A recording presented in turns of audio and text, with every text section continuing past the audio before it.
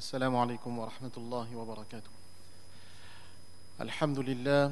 الحمد لله وحده، والصلاة والسلام على من لا نبي بعده، ونشهد أن لا إله إلا الله وحده لا شريك له، ونشهد أن سيدنا ومولانا محمدا عبده ورسوله. أما بعد، فقد قال الله تعالى في القرآن الكريم والفرقان الحميد: أعوذ بالله من الشيطان الرجيم، بسم الله الرحمن الرحيم، الحمد لله رب العالمين، الرحمن الرحيم، مالك يوم الدين، إياك نعبد وإياك نستعين. وقال تعالى: وما أمروا إلا ليعبدوا الله مخلصين له الدين. فقال رسول الله صلى الله عليه وسلم: إن الله لا ينظر إلى أجسامكم ولا إلى صوركم ولكن ينظر إلى قلوبكم وأعمالكم. صدق الله مولانا العظيم، وصدق رسوله النبي الكريم، ونحن على ذلك لمن الشاهدين والشاكرين، والحمد لله رب العالمين. اللهم صل على محمد في أول كلامنا، اللهم صل على محمد في أوسط كلامنا، اللهم صل على محمد في آخر كلامنا. Mes chères mères et sœurs, mes très chers frères, toutes les louanges, les gloires et remerciements reviennent à Allah subhanahu wa ta'ala, le tout clément, le très miséricordieux, Allah subhanahu wa ta'ala, qui a la connaissance de chaque chose. Allah tabarak wa ta'ala alimun bidhati as-sudur. Allah tabarak wa ta'ala qui a le savoir de ce qui se trame au fond de nos poitrines. Allah tabarak wa ta'ala qui nous a guidés cet après-midi en état de jeûne avec la foi en lui, dans ce sanctuaire du monothéisme qu'est le masjid, en cette période extraordinaire, écrin de la dernière des religions, le mois béni de Ramadan, uniquement et seulement pour son cœur. Pour cela, nous devons faire montre de gratitude à l'égard d'Allah subhanahu wa ta'ala. Le prophète sallallahu alayhi wa sallam nous enseigne: Man lam yashkurin nas, lam yashkurillah. Celui qui ne remercie pas les hommes ne sait pas remercier Allah subhanahu wa ta'ala. Alors je tiens à remercier les responsables du masjid, notamment Maulana Jamil Omarji, par le biais duquel j'ai reçu cette invitation pour venir exposer un point du dîn qui est fondamental et qui est très difficile. Parler de la sincérité, c'est peut-être une des tâches les plus ardues dans le dîn et l'islam. Personne ne peut dire qu'il est sincère, et personne ne peut remettre en cause la sincérité d'une autre personne. Le seul moment dans notre existence où nous saurons si nous sommes sincères ou si nous avons été sincères, c'est lorsque nous aurons quitté ce monde. Avant, personne ne peut le faire. Une vie entière consacrée à l'adoration d'Allah subhanahu wa ta'ala, aux actions sociales, à la transmission du dîn. Quelqu'un peut faire ce qu'il veut. Il n'a jamais la certitude qu'il est sincère. Et autour de nous, des personnes, mashallah, chaque jour œuvrent pour cette religion, pour le plaisir d'Allah subhanahu wa ta'ala. Et cette tentation-là, il existe certaines fois de se dire: mais il est tout le temps en train de se faire voir. Pourquoi il fait ça? Pourquoi il est pris à la première rangée? Pourquoi il fait telle chose? On ose parfois remettre en doute la sincérité d'un individu, d'un ami ou de quelqu'un qu'on ne porte peut-être pas dans notre cœur, et on n'a pas le droit de le faire. On n'a pas le droit de le faire. Il y avait un homme parmi la nation musulmane, un homme pieux, un grand alim, un grand orateur. Si vous regardez Fazail et Amal, Fazail et Sadaqat, vous verrez, il est fait mention de lui. C'est quelqu'un qui faisait des discours devant des milliers de personnes. Il s'appelle Youssouf ibn Hussein, rahimahullah. Des gens par milliers ont embrassé l'islam grâce à sa khidma. Au moment où il va mourir, il dit à Allah subhanahu wa ta'ala que j'ai fait khiyana avec toi. Ma relation avec toi n'était pas une relation sincère, mais c'était une relation tronquée. Il dit, oh Allah, j'ai transmis aux hommes comme je l'ai reçu de ceux qui m'ont transmis, mais je n'ai pas su le transmettre dans la sincérité. Oh Allah, pardonne-moi. Après son décès, quelqu'un l'a vu en rêve et lui demande comment s'est passée ta rencontre avec Allah subhanahu wa ta'ala. Il dit que lorsque je suis arrivé devant Allah tabarak wa ta'ala, Allah subhanahu wa ta'ala m'a dit, hey Youssouf, répète ce que tu m'avais dit. Alors Allah subhanahu wa ta'ala lui dit, par cette parole, je t'ai pardonné. Par cette parole, je t'ai pardonné. Le fameux orateur connu dans le monde entier, Hazrat Maulana Tariq Jamil, il a cette formule magnifique. Il dit, Mashhur hone ke ba'd, koy da'wa nahi de sakta kema mukhlisun. Après avoir connu la reconnaissance, la célébrité, personne ne peut dire qu'il est sincère. Celui qui prie Allah subhanahu wa ta'ala dans une grotte ou celui qui est assis sur le mimbar, est-ce qu'il est là pour donner plus de dynamisme à sa volonté de se faire connaître, ou il est là uniquement pour Allah subhanahu wa ta'ala? C'est pour cela qu'Allah tabarak wa ta'ala récompense Hazrat Maulana Ilyas rahimahullah, celui qui a initié le travail de tabligh dans le monde, lorsqu'il a transmis, il a élaboré les principes du travail. Le 5e principe, il l'a appelé Tashih Niyya, qui vient du bab et tafa'il, c'est-à-dire maintes et maintes fois, continuellement, on se remet en cause. L'introspection n'est pas quotidienne, elle est permanente. L'introspection, elle est permanente. Il est possible que là, j'ai été sincère, mais il est possible que dans 20 minutes, je perds cette sincérité. Et l'homme doit constamment se remettre en question. Alors, il faut bien comprendre que la sincérité, c'est une action du cœur. Notre prophète sallallahu alayhi wa sallam nous dit dans le hadith que j'ai récité en préambule, Allah subhanahu wa ta'ala ne regarde pas vos corps. Allah subhanahu wa ta'ala ne regarde pas vos formes, mais il regarde vos cœurs. Puis le prophète sallallahu alayhi wa sallam, il a montré son cœur du doigt et il a dit, c'est ici que réside la piété, c'est ici que réside la taqwa. Qu'est-ce qu'est la sincérité? La sincérité, c'est la recherche de la face d'Allah subhanahu wa ta'ala et de son agrément par l'œuvre, par les a'mal et par l'épuration de nos œuvres de toute impureté liée à l'ego ou à la vie d'ici-bas. On ne s'investit pas, on ne fait pas une action, on ne commence pas une action dans le dîn pour obtenir un gain de ce monde. On ne le fait pas pour obtenir un poste, pour avoir un rang dans le cœur des gens, pour recevoir les éloges ou pour fuir les dénigrements. Tout ce que le musulman va faire, il le fait seulement et uniquement pour Allah subhanahu wa ta'ala.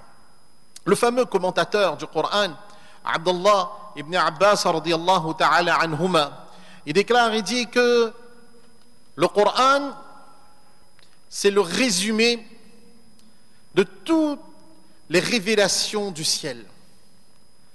Le résumé du Coran, c'est la sourate al-Fatiha. Et la sourate al-Fatiha est résumée dans un verset.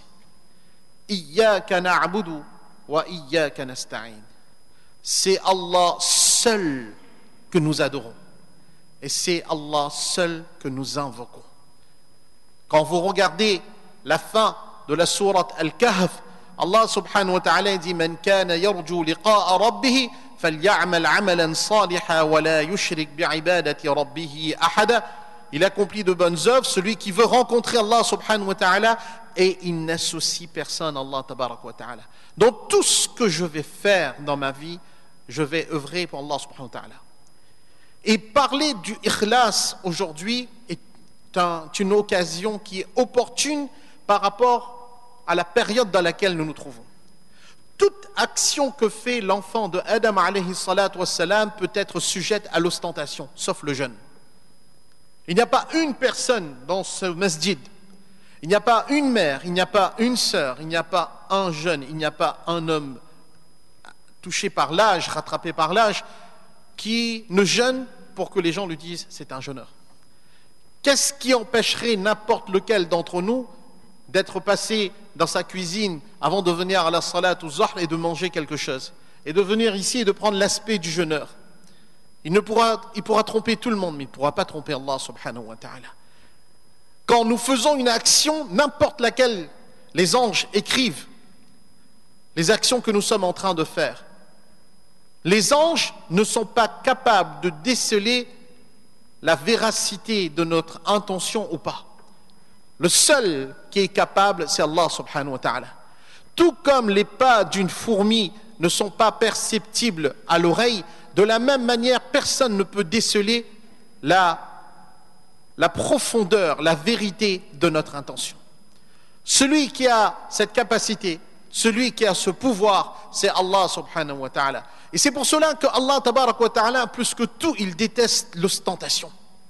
L'ostentation, mes chères mères et sœurs et mes chers frères, c'est ce qui fait que cette umma parfois cède à la tentation de la division. Quand je ne suis pas sincère dans ce que je fais, quand je ne le fais pas pour Allah subhanahu wa ta'ala, eh bien, je cède à la tentation de mes passions. Je cède à la passion de mon ego. Et c'est l'ego avec l'ego, plus l'ego d'autrui, qui emmène ensuite cette confusion. D'où l'importance, eh bien, de travailler sur son intention, quelles que soient les situations. Regardez notre modèle à tous, Rasulullah sallallahu alayhi wa sallam.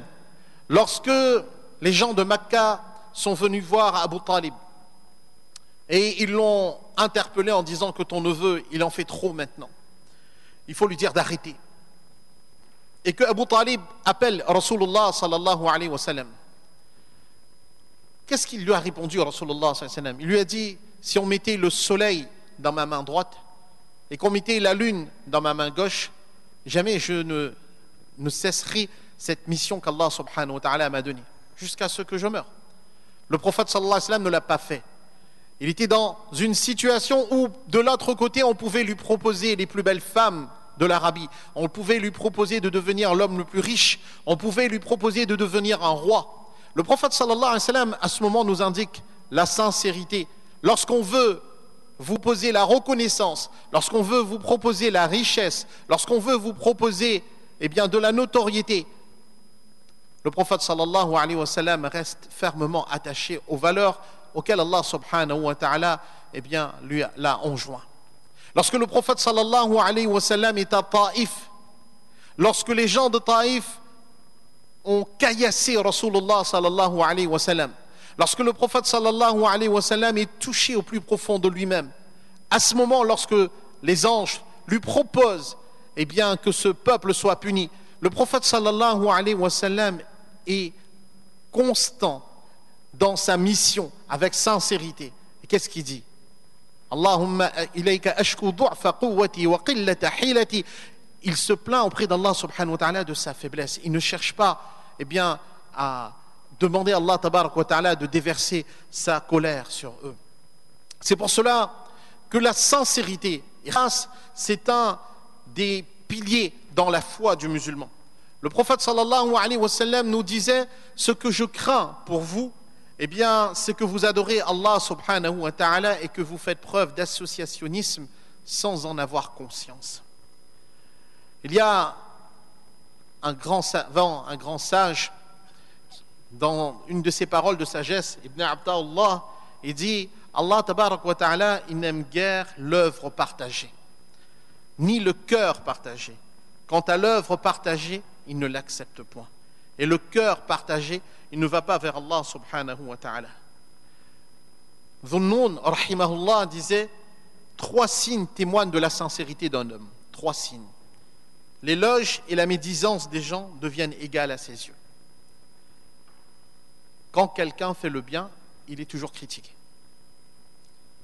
Quand quelqu'un fait le bien, il est toujours critiqué. Le docteur Saïd Ramadan, avant de mourir, avait dit cette parole. Qu'est-ce qu'il avait dit? Le docteur Saïd Ramadan, il disait: notre conscience du bien et du mal, notre conscience du bien et du mal est une arme qu'utilisent contre nous les partisans du pouvoir, les despotes.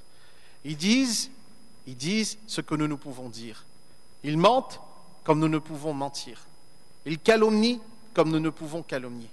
Ils considèrent notre exigence devant le bien comme une faiblesse. Ils considèrent notre exigence devant le bien comme une faiblesse. Ils considèrent notre exigence devant le bien comme une faiblesse. Cette apparente faiblesse est notre véritable force. Lorsque je suis sincère avec Allah subhanahu wa ta'ala, eh bien, je ne cède pas à la tentation de la médisance quand quelqu'un me stigmatise. Quand quelqu'un me calomnie, je ne vais pas le calomnier. Quand quelqu'un me diffame, je ne vais pas céder à la tentation de la diffamation. J'ai constamment l'exigence de faire le bien. Et parce que j'ai constamment cette exigence de faire le bien, on me considère comme quelqu'un de faible.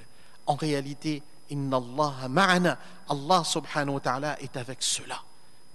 Quand vous faites le bien, quand vous allez prendre le chemin de la réforme intérieure, de manière très naturelle, des gens qui vous côtoyaient vont se mettre à vous critiquer.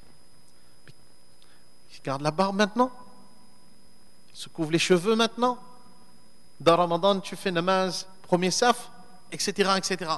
On va entendre des choses. Il faut rester ferme dans ses résolutions. Et de l'autre côté, Shaitan, qui est un malin, il connaît les faiblesses de l'homme, eh bien on va entendre certaines fois des éloges. Devant ces éloges, eh bien on doit rester transparent. Ensuite, oubliez de regarder l'œuvre pendant que tu œuvres, quelle que soit la chose que nous ayons pu accomplir. Allah subhanahu wa ta'ala, quel que soit ce que nous faisons, ce que nous accomplissons, eh bien ce n'est que par la volonté d'Allah tabarak wa ta'ala. L'être humain ne peut rien. Que ce soit une œuvre minime ou une œuvre grandiose que nous ayons pu accomplir, ce n'est que parce qu'Allah tabarak wa ta'ala nous aide, parce qu'Allah subhanahu wa ta'ala nous guide, que nous pouvons réaliser ces choses-là. Donc il faut toujours regarder vers Allah et non pas vers l'œuvre que nous avons accomplie.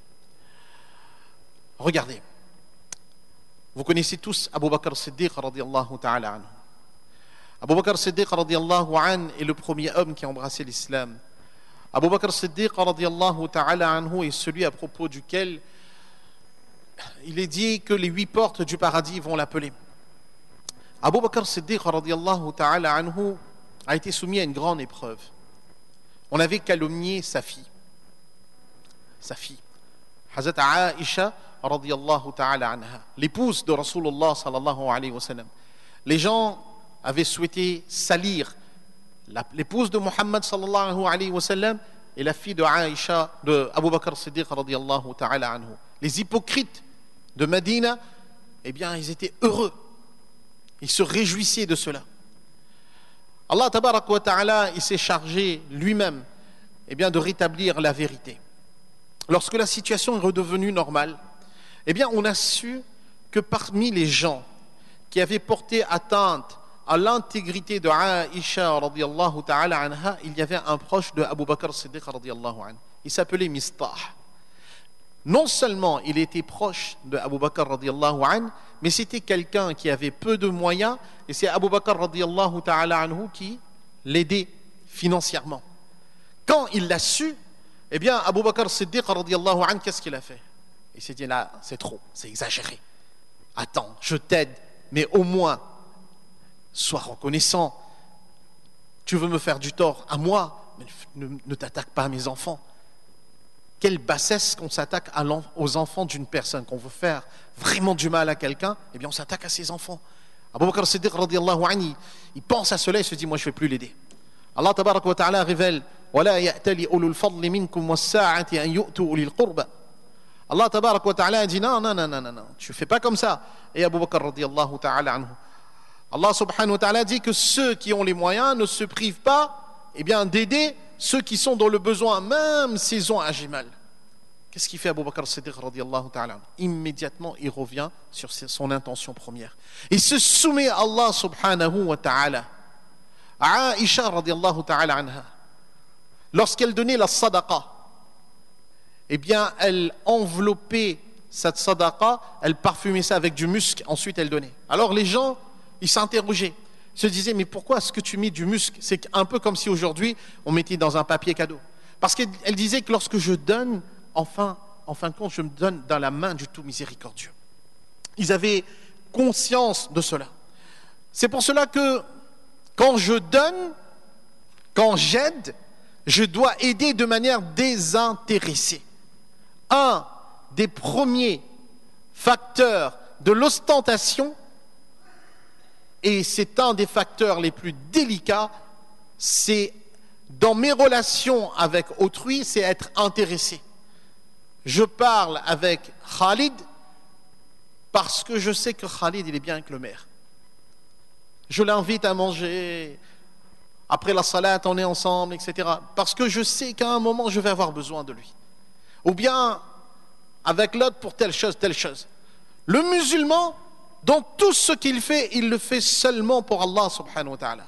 Et puis, comprenez bien, Shaitan est tellement malin qu'il peut nous rattraper des années plus tard. Une personne est venue me voir. Elle me dit, Moïsab, j'ai besoin de 500 €, est-ce que tu peux me prêter? Alors je dis, voilà, je te prête, je te donne 500 €. Masha'Allah. Le temps est passé. 10 ans plus tard, j'ai besoin d'argent, j'ai besoin de 50 €.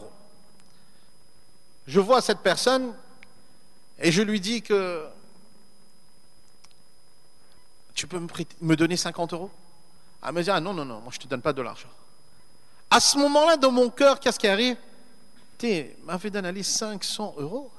50 €, me demande Ali aujourd'hui, il ne me donne pas. Vous voyez, l'action que j'avais fait auparavant, c'est fini. Parce que ce que j'ai fait, je l'ai fait pour Allah. Je ne reviens plus dessus. Je ne reviens plus dessus. Tant que j'espère un retour sur investissement avec l'homme, je ne le fais pas pour Allah subhanahu wa ta'ala. Je ne le fais pas pour Allah subhanahu wa ta'ala. D'autre part, pour trouver la sincérité, quand je fais une action, cette action, j'apprends à l'accomplir avec humilité. On ne donne pas avec arrogance. On ne donne pas avec mépris. On ne donne pas avec dédain. Quelle que soit la chose que je donne, que ce soit dans le domaine du savoir, que ce soit un don financier, ce que je fais, je le fais toujours avec amour, je le fais toujours avec respect, je donne toujours dans la dignité. Le prophète sallallahu alayhi wa sallam, il nous indique comment y arriver. Il dit que parmi les personnes qui auront une place à l'ombre du trône d'Allah subhanahu wa ta'ala, eh bien, il y a aussi celui que lorsqu'il donne, sa main droite donne, la main gauche ne connaît pas.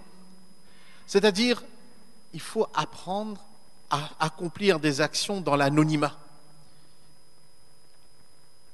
Je donne, mais je donne dans la discrétion. Je fais le bien, j'apprends à le faire dans la discrétion. J'apprends à construire l'humilité dans ce que je fais. On nous raconte une histoire extraordinaire concernant le fameux émir Maslama bin Abdel Malik. Son armée était en train d'assiéger une forteresse.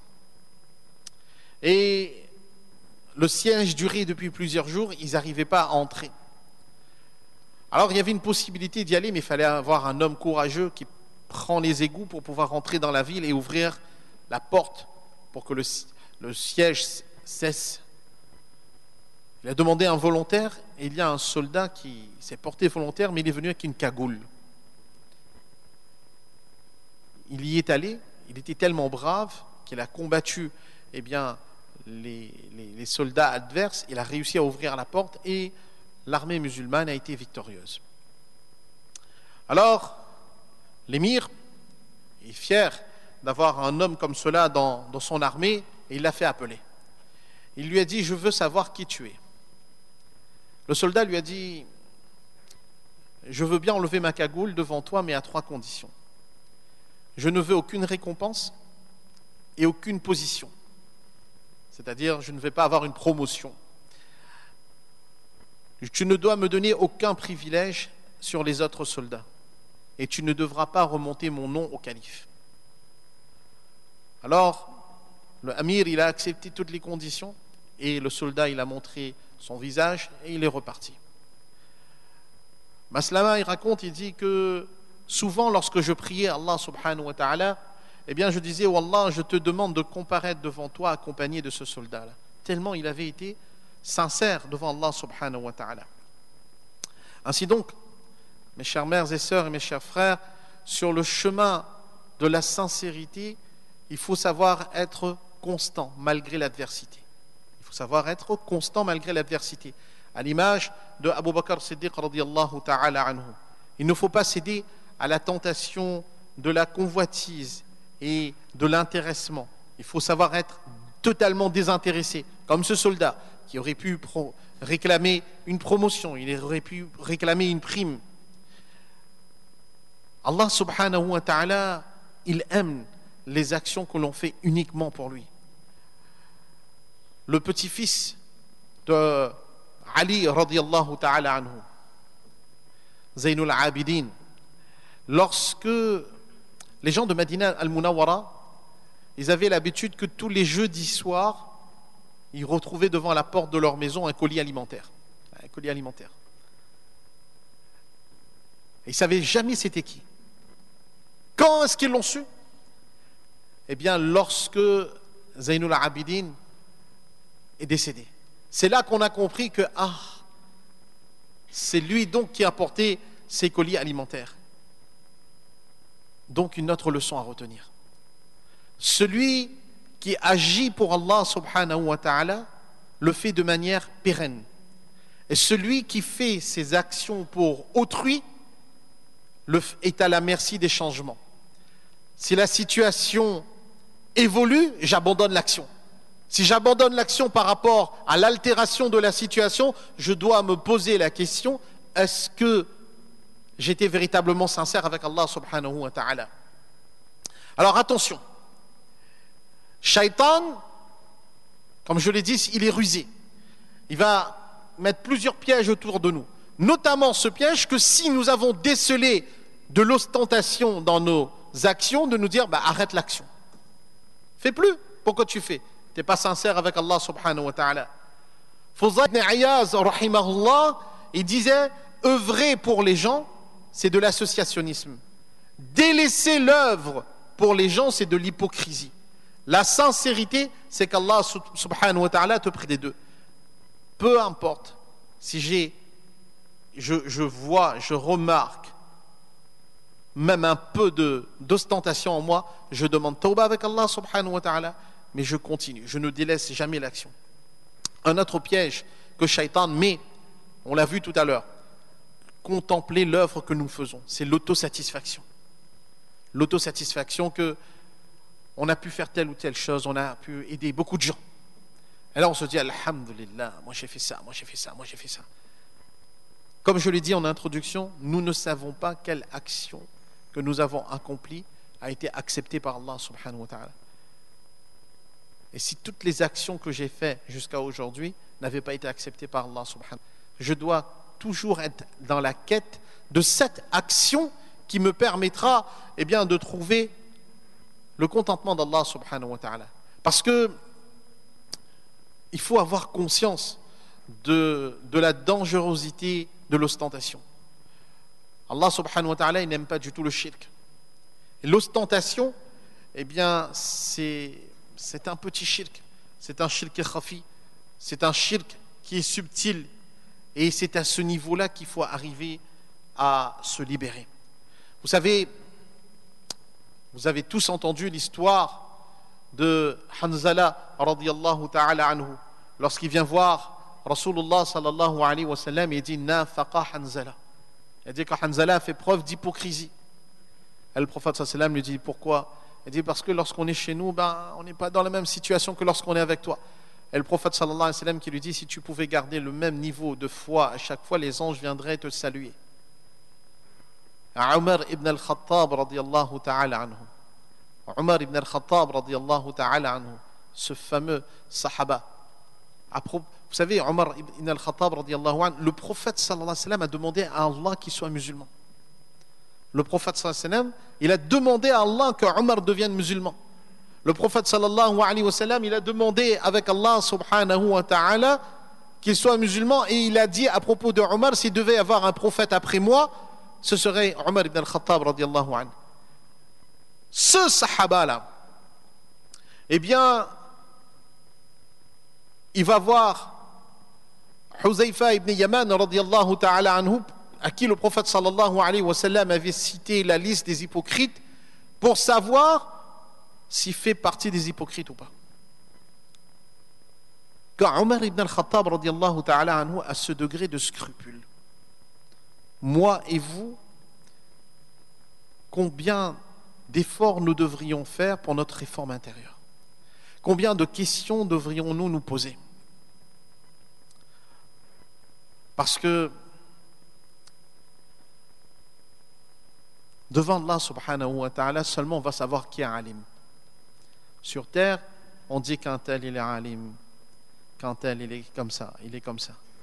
Mais alim devant Allah, alim comme le Coran nous dit, c'est Allah tabarak wa ta'ala qui va le valider yawm al-qiyamah. Il est possible qu'aux yeux des gens, on nous considère comme quelqu'un de savant, mais devant Allah subhanahu wa ta'ala, nous ne représentons rien. Il est possible qu'aux yeux des gens, on nous considère comme quelqu'un de très généreux, et devant Allah tabarak wa ta'ala, nous ne représentons rien. Vous savez tous ce hadith rapporté dans Muslim qui dit que lorsque le alim va se présenter devant Allah subhanahu wa ta'ala, Allah tabarak wa ta'ala va lui demander qu'est-ce que tu as fait. Il dira j'ai fait ça, ça, ça, ça. Et Allah subhanahu wa ta'ala lui dira mais tu ne l'as pas fait pour moi. Et on va le jeter dans l'enfer. Et celui qui s'était donné, il avait donné de sa vie pour Allah subhanahu wa ta'ala, il dira j'ai été martyr. On va lui dire non, tu l'as fait pour la gloire posthume, parce que certains cherchent la gloire dans leur existence et d'autres cherchent la gloire même après leur mort, la gloire posthume. L'homme riche, j'ai fait ça, j'ai donné ça. Allah subhanahu wa ta'ala lui dira non. Allah subhanahu wa ta'ala lui dira non, tu ne l'as pas fait pour moi, tu l'as fait pour la gloire. Il y a dans notre esprit, nous devons être habités de la présence de la vie de l'au-delà. Al-Akhirah, chacun d'entre nous, un jour, on va retourner vers Allah subhanahu wa ta'ala. On va se présenter devant Allah tabarak wa ta'ala.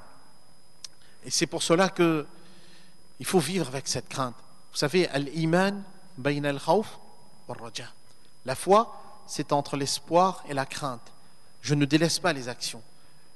J'essaie d'embellir mes actions. Qu'est-ce qu'Allah subhanahu wa ta'ala nous dit dans la sourate al-Mulk? Alladhi khalaqa al-mawta wal-hayata liyabluwakum ayyukum ahsanu amala. Celui qui a créé la mort et la vie. D'abord, Allah subhanahu wa ta'ala a introduit la mort sur la vie. Il aurait dû dire quoi? Alladhi, celui qui a créé la vie, puis la mort. Allah subhanahu wa ta'ala prend l'autre sens pour nous dire que tu dois vivre avec la conscience de la mort. Conscience de la mort, et que tu saches que tu vas être éprouvé pour faire les bonnes actions, mais ces actions, tu devras les embellir. Embellir avec quoi? Avec la sincérité. Allah tabarak wa ta'ala nous demande de faire des actions en quantité, mais aussi d'embellir ces actions. Chaque jour, chaque fois, je dois faire l'effort d'améliorer mes actions. Alors, attention. Quelque chose où il ne faut pas succomber. Les actions suivantes ne font pas partie de l'ostentation. Agir publiquement sur une action, si cela va inciter les autres à prendre exemple sur nous. Par exemple, une bonne œuvre de bien.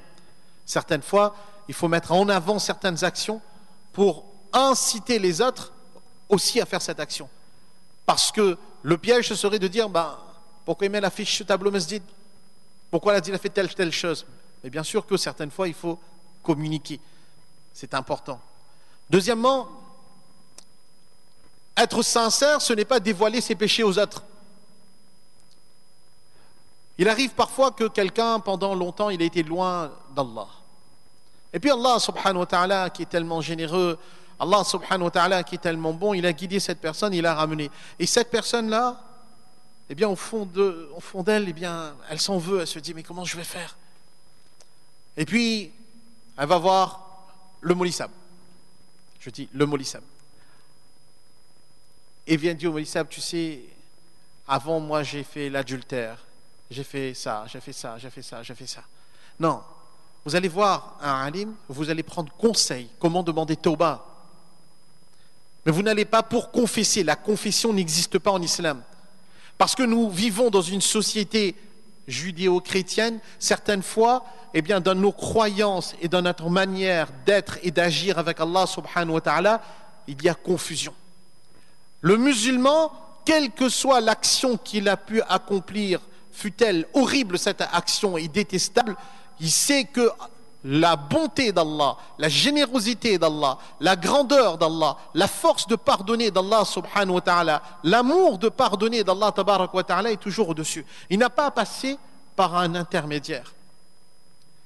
Il y a quelques jours avant le mois de Ramadan, une personne m'a envoyé un message, me dit voilà, je suis en métropole et j'aurais besoin de vous poser une question. Est-ce que je peux vous appeler demain? Non, demain c'était un vendredi. Je lui ai dit bien sûr.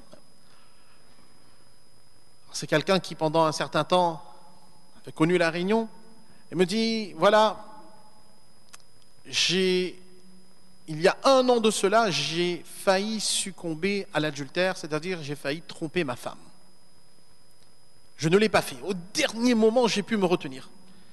Mais depuis 1 an, je m'en veux. Et cela me ronge à un tel point que je suis en train de devenir dépressif. Comment faire pour qu'Allah subhanahu wa ta'ala me pardonne? Alors, vous savez bien que dans les conditions du tawbah, il y a un nadama, le regret. Et le fait que quelqu'un s'en veuille, eh bien cela signifie déjà qu'Allah subhanahu wa ta'ala l'a pardonné. Donc j'ai essayé de le rassurer dans ce sens. Mais ce que je veux vous faire comprendre, c'est que quand quelqu'un souhaite retourner vers Allah subhanahu wa ta'ala, il n'a pas à venir exposer ses péchés aux uns et aux autres. Ça peut être un alim, ça peut être un cheikh, ça peut être un professeur. Non, celui devant qui je dois confesser mes péchés, c'est Allah et Allah seul. Iyyaka na'budu wa iyyaka nasta'in. Il n'y a pas d'homme qui soit un intermédiaire entre moi et Allah subhanahu wa ta'ala.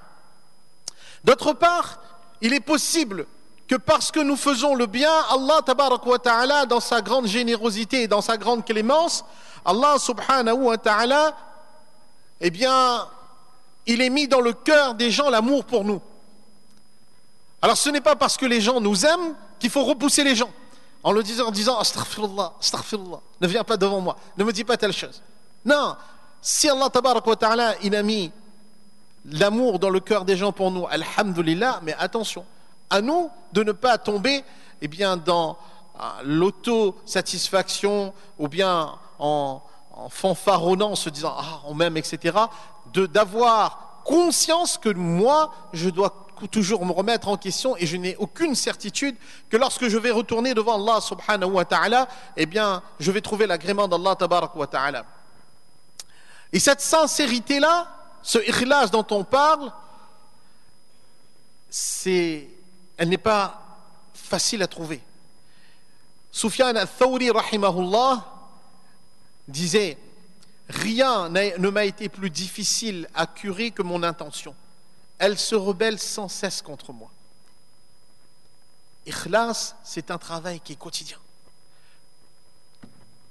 Quelqu'un travaille avec moi. Je suis son supérieur hiérarchique.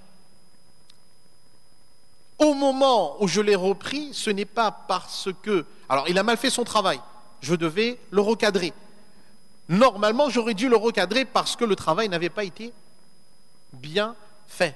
Mais au moment où je l'ai repris, j'ai élevé la voix et j'ai voulu lui faire mal parce que je me suis dit, c'est moi ton chef. Et toi, tu es sous moi, hiérarchiquement parlant. À ce moment-là, ce que je viens de faire est très grave. Tout dépend de l'intention. Et cette intention-là, ça demande un effort constant. Après chaque salat, faire 1 minute de muraqaba, par exemple. C'est une minute de méditation. Tourner son cœur vers Allah subhanahu wa ta'ala. Ce sont des choses très très importantes. Alors, les signes pour que quelqu'un trouve ikhlas, quels sont ces signes? Premièrement, dans toutes les actions que je vais accomplir, ne jamais chercher la célébrité. Ne jamais chercher la célébrité. Craindre la célébrité. Vous savez, la célébrité, la notoriété, c'est la dernière des choses qu'il faut chercher. C'est la dernière des choses qu'il faut chercher. Moi, j'ai une profonde admiration pour Maulana Tariq Jamil. C'est quelqu'un que j'aime beaucoup. On était à Makka et il devait venir faire un bayan, un discours. On a eu l'information, moi j'étais content, je me suis dit à Makka, les gens ne savent pas, on va pouvoir être près de lui. Je suis allé tranquillement, 2 heures de temps avant le bayan, il y avait déjà 6000 personnes, à quelques mètres du haram. Alors tout le monde attendait. Et vous savez, il est venu comment? Il est venu derrière un scooter, de manière à ce que personne ne remarque que ce soit lui. Quand il a terminé son discours, alors les gens, tout le monde voulait le toucher, certains essayaient de toucher les cheveux, les oreilles. À ce moment-là, Maulana Tariq Jamil a eu cette formule, il a dit « Mais laissez-moi, je ne suis qu'un être humain. » J'étais dans le Bin Daoud de Makka, j'étais avec mon épouse, on est allé faire quelques courses, et je vois quelqu'un à la caisse, et je me dis « Mais c'est Mufti Taqi Othmani ?» Et puis je me dis « Non, c'est pas possible. Mufti Taqi Othmani qui fait ses courses lui-même, non. » Et lui, il a compris que je l'ai reconnu. Et il a agi de manière à me mettre encore plus dans le doute. Et puis je me suis dit, non, c'est pas lui, c'est pas possible. Et quand je suis sorti, je me renseigne, je me dis, oui, effectivement, il est venu, il avait emmené sa maman au Hajj. Ces gens-là, ce sont des gens qui ont une reconnaissance internationale. Mais dans leur manière d'être, ils sont des exemples pour nous. Je ne parle pas de gens qui ont vécu il y a 2 siècles. Je parle de personnes qui sont nos contemporains, qui sont constamment en train d'œuvrer pour le din d'Allah subhanahu wa ta'ala. Quelle humilité ces gens-là ils ont. Ils ne cherchent pas la célébrité. Allah tabarak wa ta'ala les a rendus célèbres, mais ils ne font pas preuve d'orgueil, ils ne s'enorgueillissent point de cette célébrité. Deuxième chose, pour trouver ikhlas, travailler dans l'ombre. Il y a des actions que certaines fois peut-être les gens connaissent ce que nous faisons, mais de faire l'effort constamment, de faire des actes dans l'ombre, que seul Allah subhanahu wa ta'ala connaît. Mon investissement pour le din d'Allah tabarak wa ta'ala doit être le même que je sois en bas de l'échelle ou que je sois en haut de l'échelle. Quatrièmement, je dois constamment suspecter mon ego. Constamment suspecter mon ego. Où est-ce qu'on en est aujourd'hui? Ah, mashallah. D'accord? Mon professeur Qari Siddiq Sahab, il disait en classe que parfois lorsque vous allez réciter la salat, les gens vont venir vous féliciter, que mashallah, tu as très bien lu, etc., etc. Il dit à ce moment-là, il faut chercher istighfar auprès d'Allah subhanahu wa ta'ala. Mais surtout ne pas arrêter en se disant, parce que les gens sont venus me voir, ils m'ont complimenté, ma sincérité se retrouvait mise à mal, et plutôt que d'être exposé, je vais arrêter. Il disait non, il faut continuer. Poursuivre les actions, que les gens fassent nos éloges, ou bien que les gens nous critiquent. Ne pas rechercher les compliments et les éloges, et ne pas s'en réjouir quand ils sont prodigués. Se réjouir par la satisfaction d'Allah et non pas par la satisfaction des gens. Chercher la compagnie des gens pauvres. Chercher la compagnie des gens pauvres. Chercher la compagnie des gens pauvres. Vous savez, quand Allah tabarak wa ta'ala prend le travail de din, vous êtes amené à côtoyer toute une multitude de personnes. Et qui fait que certaines fois, on va côtoyer telle ou telle personnalité. Mais on doit, dans le panel des gens que nous côtoyons, garder une relation forte avec les gens pauvres. Parce que c'est avec ces gens-là que l'on apprend les vraies valeurs de la vie. Ce sont avec les pauvres que nous nous rappelons qu'est-ce que c'est que l'humilité, quel est le vrai sens de la vie des choses. Le prophète sallallahu alayhi wa sallam, il aimait la compagnie des pauvres. L'islam a commencé avec les pauvres. Bilal radiallahu ta'ala anhu, etc. C'était pas des gens, de grands richards. Le prophète sallallahu alayhi wa sallam, il aimait leur compagnie. Ne pas hésiter à faire des compliments mesurés à ceux qui le méritent. Mashallah, j'ai accompli une action du dîn et tous les regards se tournent vers moi. Alors je n'hésite pas à mettre en avant les autres, plutôt que de me satisfaire que ce soit moi que l'on est en train de mettre en avant. Les gens qui travaillent avec moi régulièrement les complimenter pour bien répartir le mérite entre les hommes. Ne pas chercher les défauts des autres, car il suffit pour chacun d'entre nous de chercher ses défauts. Lorsqu'on a pris conscience de l'importance du ikhlas, il est important également, avant, pour ceux qui sortent de le tablir, ils connaissent ça, c'est leur leçon, avant une action, dans l'action, et après l'action, toujours se poser la question, pour qui est-ce que je fais cette action? Est-ce que je fais pour Allah subhanahu wa ta'ala ou pas? Je suis venu au masjid aujourd'hui. Est-ce que je suis venu pour Allah ou pour un autre objectif? Toute chose que je fais, je m'en remets à Allah subhanahu wa ta'ala. Toute chose dont j'ai besoin, je demande à Allah subhanahu wa ta'ala. Je fais dua avec Allah subhanahu wa ta'ala. Prendre l'habitude de jeûner. Dans Ramadan, c'est obligatoire, hein? Mais en dehors de Ramadan, les lundis et les jeudis, 13, 14, 15 de chaque mois, je prends l'habitude de jeûner. Pourquoi? Parce que c'est une pratique qui respire la sincérité. Et lorsque je m'habitue à cette pratique, à ces actions, subhanallah, c'est beaucoup plus facile ensuite d'y arriver. Lutter contre soi-même et ne jamais baisser les bras, quelles que soient les difficultés qui vont arriver. J'insiste dessus. Je prends l'exemple du tablir. Maulana Ilyas, rahimahullah, lorsqu'il a commencé le travail de din, de da'wah, les premiers qui lui étaient opposés, c'était des molissables. C'était des ulama qui étaient contre lui. Il n'a pas baissé les bras. Il n'a pas baissé les bras. Il a continué, il a fait le travail jusqu'à ce que tout le monde, ont pris conscience, ont été convaincus, du bien fondé de ce qu'il était en train de faire.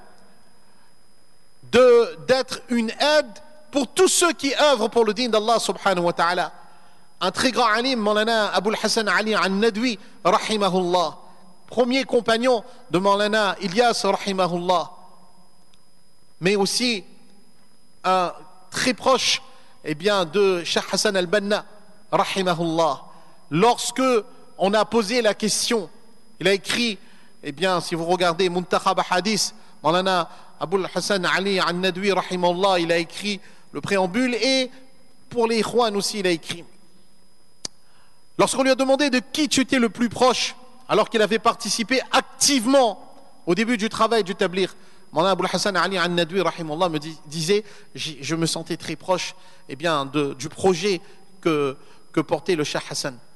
C'est-à-dire, quand quelqu'un œuvre pour le din d'Allah subhanahu wa ta'ala, je ne suis jamais une barrière, je ne suis jamais un frein à l'épanouissement, à la croissance, à l'avancée d'un travail de din. D'une manière ou d'une autre, je deviens une aide pour que toutes les branches de din puissent avancer de manière conjointe. De choisir la bonne compagnie. Si je reste en compagnie des hommes pieux, des hommes sincères, alors Allah subhanahu wa ta'ala va m'aider à trouver cette sincérité. Le prophète sallallahu alayhi wa sallam disait, l'homme est sur la religion de son ami. Que chacun d'entre vous regarde donc avec qui il noue l'amitié. Alors les sahaba, radiyallahu ta'ala anhum, ils ont posé la question au prophète sallallahu alayhi wa sallam. Ils lui ont dit, lequel de ceux avec qui on s'assoit, sont les meilleurs? Et après son immigration à Medina al-Munawwara, qu'est-ce qu'il a fait le prophète sallallahu alayhi wa sallam? Le prophète sallallahu alayhi wa sallam. Regardez. Pourquoi il faut rester dans la compagnie de personnes pieuses?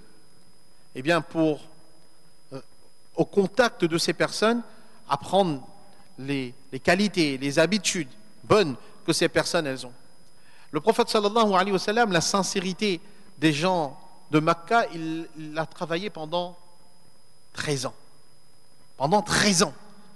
Travailler sur leur foi, travailler sur leur foi. Et lorsqu'il est arrivé à Medina al-Munawwara, il n'a pas travaillé 13 ans avec les Ansar. Qu'est-ce qu'il a dit aux Ansar? Restez en compagnie des Muhajirin. Restez dans leur compagnie. Vous allez bénéficier de cela. Et une des principales qualités, c'est de toujours dire la vérité. De toujours dire la vérité.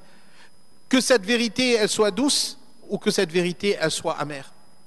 Et puis, il faut apprendre à dire la vérité. Il faut apprendre à exposer la vérité. Pas une vérité qui blesse. Certaines fois, il faut savoir la dire à dose homéopathique. Certaines fois, il faut savoir mettre la forme. Quelle que soit la personne en face de moi, je me dois toujours de dire la vérité. Et quand les Sahaba, radiyallahu anhum, ils ont demandé au prophète sallallahu alayhi wa sallam, eh bien, lesquels de ceux avec qui on s'assoit, eh bien, sont les meilleurs, comment le faire? Le prophète sallallahu alayhi wa sallam, tout simplement, il a répondu, c'est celui que le fait de le voir vous fait penser à Allah subhanahu wa ta'ala. Celui dont la parole augmente votre connaissance et celui dont l'action vous fait penser à l'au-delà. C'est tellement beau ce que le prophète sallallahu alayhi wa sallam dit. Celui, quand vous le voyez, il vous fait penser à Allah subhanahu wa ta'ala. Dont la parole augmente votre connaissance et dont l'action vous fait penser à l'au-delà. Enfin, la dernière chose, elle est importante, elle est fondamentale, elle est essentielle dans le chemin de la sincérité. C'est une fraternité profonde qui a comme objectif l'amélioration mutuelle. Il n'y a pas de sincérité sans fraternité et il n'y a pas de fraternité sans sincérité. Les deux vont de pair. Le prophète sallallahu alayhi wa sallam disait, le musulman est pour son frère comme les deux mains. L'une lave l'autre. Le croyant est à l'image d'un miroir pour son frère. Vous savez, un miroir, mashallah. Aujourd'hui, c'est mon anniversaire. Je ne vous dirai pas quel âge j'ai, mashallah. Je suis encore jeune, alhamdulillah. Mais quand je me mets devant un miroir, je ne peux pas espérer d'un miroir qui va me donner le reflet que mes cheveux sont encore noirs et que ma barbe est encore noire. Le miroir, il est juste. Le miroir, il est juste. Et est-ce que ce miroir-là, je vais briser le miroir, je vais dire, je vais acheter un miroir plus cher. Je vais chercher dans un magasin plus luxueux. Ce miroir-là, il va me donner un reflet où je vais retrouver mes 20 ans. C'est pas possible. Eh bien, entre frères, nous sommes comme cela. Ce n'est pas parce que mon frère, eh bien, me rappelle que mon frère, ce que tu as fait, ce n'est pas bien. Eh bien, je dois lui dire, il n'y a plus de fraternité entre toi et moi. Non. La sincérité, mes frères. Mes chères mères et sœurs, nous devons de l'apprendre. Et pour nos mères et sœurs qui nous écoutent cet après-midi, elle est essentielle. Parce que nous vivons dans une société qui est devenue tellement matérialiste. Dans une société qui est devenue tellement matérialiste, où tout n'existe plus que par rapport au matériel. Et ce matérialisme, eh bien, il est en train de faire disparaître toute la spiritualité qui devrait habiter le musulman. Et la racine de notre spiritualité, c'est la sincérité. Si nous voulons une génération de jeunes musulmans qui s'épanouissent dans la spiritualité, nous avons besoin de parents qui sont sincères. Des parents qui, lorsqu'ils se réveillent le matin pour le repas du suhour, avant de se mettre à table, quand leurs enfants dorment encore, ils sont sur leur tapis de prière, et là devant Allah subhanahu wa ta'ala, ils prennent le nom des enfants et demandent à Allah tabarak wa ta'ala de guider leurs enfants. Des parents qui dans leur existence montrent, soient un exemple pour leurs enfants parce qu'ils sont des exemples de fraternité, ils sont des exemples de justice, ils sont des exemples de générosité, ils sont des exemples de bonté, ils sont des exemples d'humilité. Je ne peux pas espérer cela chez mes enfants si moi-même je ne suis pas cet exemple-là. Nous avons un challenge.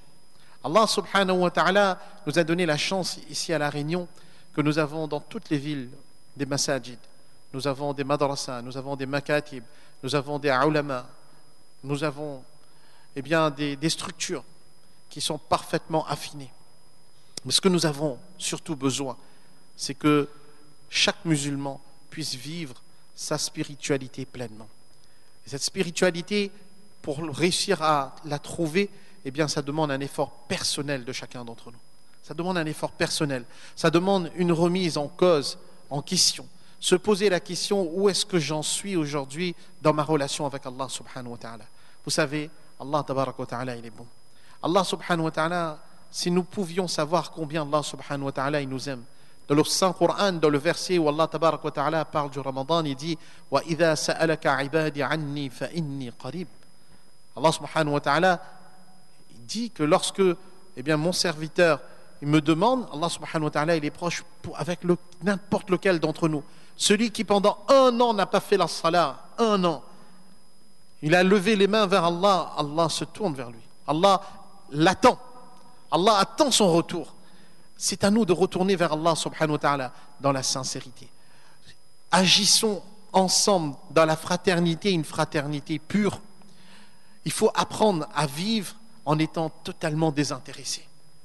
Ne rien attendre de l'autre, mais tout attendre d'Allah subhanahu wa ta'ala. C'est l'essence même du monothéisme. Le prophète sallallahu alayhi wa sallam, il est venu, il nous a apporté un message pour que nous cessions d'adorer les créatures, mais pour que nous adorions le Créateur. Nous n'attendons rien de l'homme, quel qu'il soit, quelle que soit sa stature, quelles que soient ses possessions. Je sais que celui qui possède le plus, c'est Allah. Ya ayyuhan nas, antumul fuqara'u ila Allah, wallahu huwal ghaniyyul hamid. Essayons de comprendre cela. Allah subhanahu wa ta'ala nous donne ikhlas. Allah tabarak wa ta'ala accorde à chacun d'entre nous la sincérité dans nos œuvres. Allah subhanahu wa ta'ala nous accorde la constance dans les bonnes actions que nous allons faire. Allah subhanahu wa ta'ala unit nos cœurs dans la sincérité et dans son amour, parce que véritablement ne trouvera l'amour d'Allah subhanahu wa ta'ala que celui et celle qui a su construire un cœur sincère dans sa relation avec Allah subhanahu wa ta'ala. Allah tabarak wa ta'ala accepte nos jeûnes, Allah subhanahu wa ta'ala accepte nos prières de tarawih. Allah subhanahu wa ta'ala donne à chacun d'entre nous la force, le courage et la santé pour prier, pour jeûner jusqu'à la fin de ce mois de Ramadan. Et Allah subhanahu wa ta'ala nous donne la mort sur iman, et Allah tabarak wa ta'ala nous ressuscite avec la foi de l'islam. Wa ma tawfiqi illa billah. اللهم صل على سيدنا محمد وعلى آل سيدنا ومولانا محمد وبارك وسلم. اللهم لك الحمد كله ولك الشكر كله. لا إله إلا الله الأحد الصمد الذي لم يلد ولم يولد ولم يكن له كفوا أحد. لا إله إلا الله الحنان المنان بديع السماوات والأرض ذو الجلال والإكرام. ربنا ظلمنا أنفسنا وإن لم تغفر لنا وترحمنا لنكونن من الخاسرين. ربنا اغفر لنا وتب علينا إنك أنت التواب الرحيم. ربنا آتنا في الدنيا حسنة وفي الآخرة حسنة وقنا عذاب النار. ربنا لا تزغ قلوبنا بعد إذ هديتنا وهب لنا من لدنك رحمة إنك أنت الوهاب. Wallah, toi qui es clément, miséricordieux, omniscient, omnipotent, Seigneur des cieux, Seigneur des terres. Wallah, toi qui connais ce qu'il y a au fond de nos poitrines. Wallah, toi qui nous as guidés avec la foi de l'islam en ce jour béni de Ramadan, dans cet endroit béni, Wallah, en cet instant béni, Wallah, Ilaha al-Alamin, pardonne-nous, Ya Allah, pardonne-nous nos péchés volontaires, involontaires, majeurs, mineurs, péchés commis dans l'obscurité de la nuit ou dans la lumière du jour. Wallah, tu aimes pardonner, tu es pardonneur, tu es clément, tu es miséricordieux. Wallah, tu as dit, demandez-moi et je vous répondrai. Wallah, nous t'invoquons, Ya Allah, par tes noms multiples et par ton nom caché, pardonne-nous, Ya Allah. Et Allah, si tu ne nous pardonnes pas, qui va nous pardonner, Ya Allah? Ilaha al-Alamin, aujourd'hui, maintenant, Ya Allah. Et Allah décrète le pardon pour l'ensemble de la communauté du prophète Mohammed sallallahu alayhi wa sallam. Et Allah pardonne aux vivants, pardonne à ceux qui nous ont quittés, Ya Allah. Ilaha al-Alamin, guide-nous dans le droit chemin, le chemin de ceux dont tu as comblé de tes bienfaits et non de ceux qui ont encouru ta colère. Wallah, fait que la réalité de la ilaha illallah Muhammadur Rasulullah sallallahu alayhi wa sallam arrive en chacun d'entre nous. Wallah, guide nos enfants dans le droit chemin, Ya Allah. Et Allah fait grandir nos enfants sur l'islam, Ya Allah. Et Allah fait les mourir sur l'islam, Ya Allah. Ressuscite-les sur l'islam, Ya Allah. Et Allah garde notre descendance jusqu'à Yawm al-Qiyamah sur le dîn et islam, Ya Allah. Oh Allah, fait de nos enfants la fraîcheur de nos yeux, Ya Allah. Et Allah, fait de nous la fraîcheur des yeux de nos parents, Ya Allah. Et Allah, si nos parents ont quitté ce monde, fait de leur tombe un jardin parmi les jardins du paradis, Ya Allah. Si nos parents sont vivants, Ya Allah, bénis leur vie, Ya Allah. Et Allah, allonge leur vie, Ya Allah. Ilah al-alamin, accorde-leur la santé, Ya Allah. Et Allah, accorde-leur une vie dans la afiyat, Ya Allah. Et Allah, ceux qui sont malades, donne-leur la santé, Ya Allah. Ceux qui sont malades, donne-leur la santé, Ya Allah. Tu es le guérisseur, Ya Allah. Et Allah, ceux qui ont le cœur tourmenté, accorde-leur la paix et la quiétude du cœur, Ya Allah. Ilah al-alamin, emmène la paix dans tous les foyers musulmans, Ya Allah. Ilah al-alamin, mets mahabba, Ya Allah, dans les couples, Ya Allah, dans les familles, Ya Allah. Oh Allah, ceux qui ne sont pas mariés, rends le mariage facile pour eux, Ya Allah. Et Allah, ceux qui n'ont pas d'enfants, donne-leur des enfants, Ya Allah. Oh Allah, ceux qui ne sont jamais allés au Hajj, ni au Umrah, Ya Allah, rend facile pour eux ce chemin, ce voyage, Ya Allah.